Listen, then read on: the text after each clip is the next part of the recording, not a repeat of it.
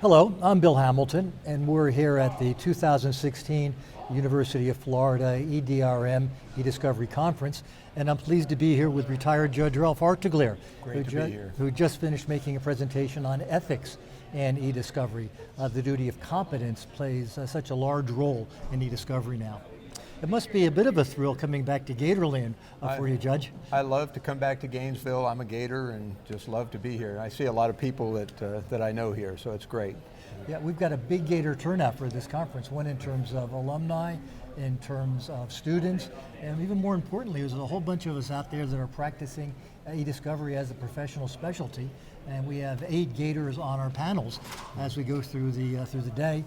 Including yourself, and thank you very much for coming. I'm glad to come. It's also great to come back and see this faculty year after year because it's a terrific faculty. We're having fun, and hopefully we're accomplishing a little bit to raise the bar.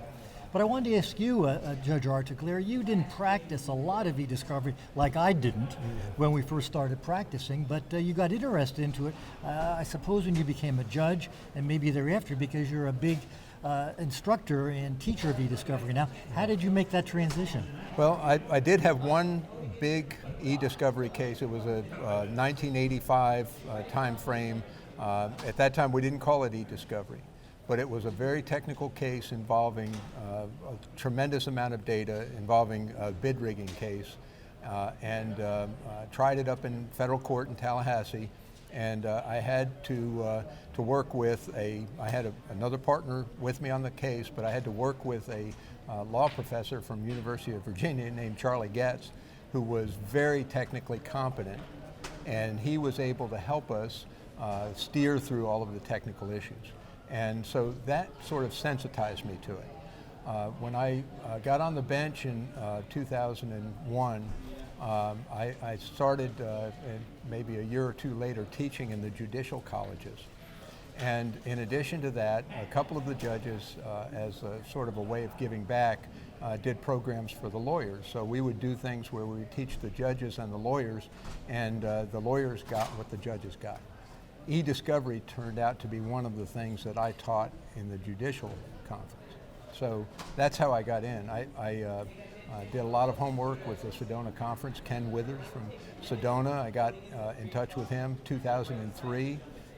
He helped me understand what needed to be taught. And then I took my show on the road. I took it to the judicial colleges and then to different lawyer programs around the state.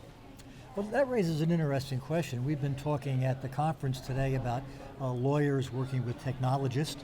But we also have a number of judges here, and you'll be leading a judicial conference panel later on this afternoon.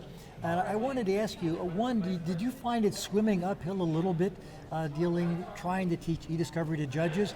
Because I've got to tell you, as a litigator for many, many years, it always worried me to be in front of a judge that didn't quite get it, because they were always susceptible to being manipulated by perhaps not as forthright opposing counsel as I would like to see.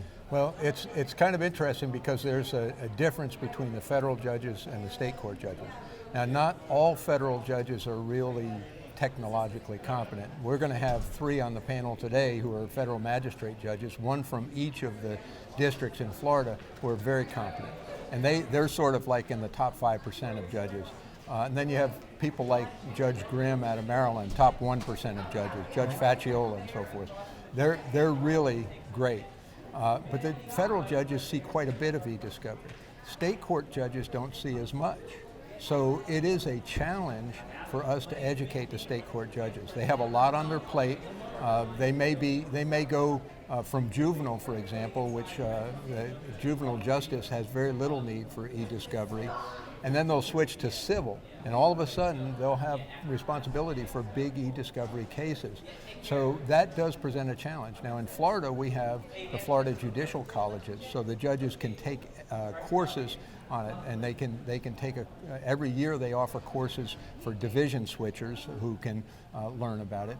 And then we have the College of Advanced Judicial Studies, which you have taught in, where we teach really the people who really want to be there, and we teach a more specialized course. So, and it's a full day on e-discovery.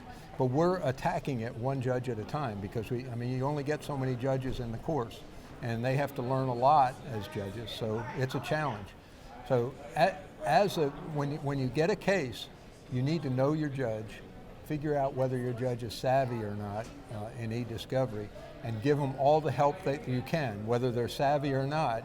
Have expert witnesses lined up, make sure that your presentation is locked in to give them what they need to help you. That's the best I can say. Yeah, and sometimes it's tough to get time in front of state court judges to do that education process, but you got to go through it, you got to make the best effort you possibly can. Well, I'll give you a little hint. Send them something in advance that looks very challenging, okay? And then say, Judge, this is why we need more time, okay? And I can tell you that judges want to get it right, so they will try to allocate the time. Now, obviously, not every judge is the same. But that most people, if you tell the judge you need an hour to be able to just get them oriented on it, so you want to set aside an hour and a half or 2 hours for the hearing, they'll give you that amount of time. Okay. It may take you longer to get it, but they'll give it to you. Good tip. Thank you, Judge. Can I get one more tip from you before I let you go? You're a former judge. Yeah. When you see attorneys coming into your courtroom, if you were still as a judge, and when you were a judge, and they were talking about e-discovery issues, what did you really want to see from them? What made an e-discovery argument better for one side as opposed to another? You have to be absolutely organized. You have to understand exactly what the judge needs to know and cut out all of the excess stuff around it. You don't need to show off in front of the judge. You don't need to show them how smart you are. You need them to understand what they need to know. And so take out the window dressing and deal with what you absolutely need. And you have to think about it like a trial. I used to think of a trial as a limited amount of time that I had to speak. I wanted every word to count. And that's what you need to do in the hearing in front of the judge. Here you have it, judicial tips from Judge Artigliere. This is Bill Hamilton at the University of Florida e-Discovery Conference 2016.